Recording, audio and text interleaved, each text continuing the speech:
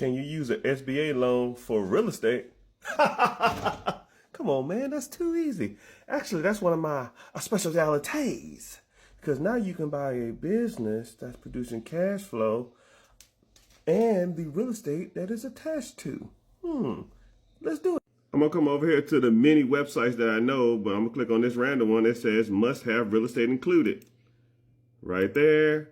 And, you know, I don't want to work the damn thing, so I'm going to click must be absentee too. Right there.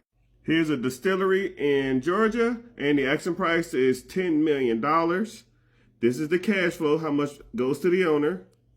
And it has inventory, it has revenue, EBITDA, FF&E. Is all that good? I don't know. That's why you learn. That's why we're here to learn, right? And the real estate is worth $6.5 million. Before we get started on the calculations, I'm going to let you know something. So they have three type of, for the most part, SBA loans. One is the SBA standard, and that's for small businesses. And then you have up to $5 million with the SBA 7A loan that majority of people can qualify for if you have credit requirements, down payment requirements, and not a felon. And then you have what's called the SBA 504. And 504 is when you buy the real estate and the business that's producing cash flow at the same time. So it's almost like one hand washes the other. That means you buy a real estate and then the business will pay for the real estate. But there's also other perks too. The standard commercial down payment is about 20% down on an investment property. So with a 504, you can get away with either 10% down, and if you agree to a cash injection or equity stake from the owner, you can buy real estate and the cash flow producing asset that pays for the business with 5% down. So now you can get real estate and the business and the cash flowing asset for 5% down, and the interest rates will be applicable of those of the real estate market. So the small business is about, at this time I'm recording this, a little over 10%, but now you get the loan of real estate, which in commercial is probably going for like 7.5, maybe 8.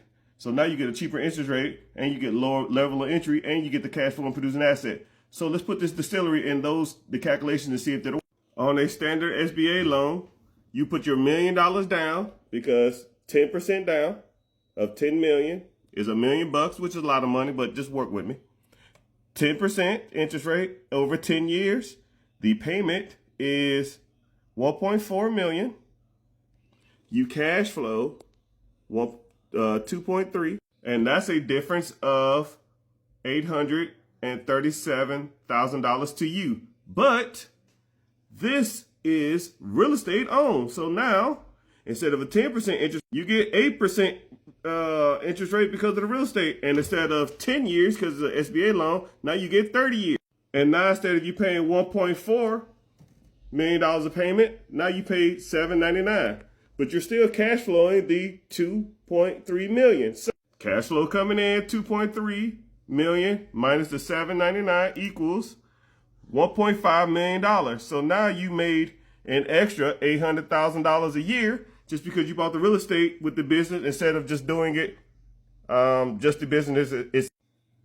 And $1.5 million over 12 months is about $125,000. $1.5 million, but you borrowed it from a line of credit or an investor, that $1.5 million for that down payment.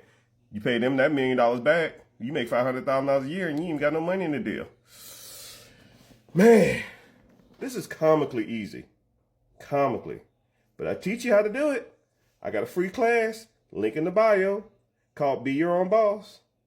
Join it, learn, and if you want to move forward on this type of stuff, I'm teaching.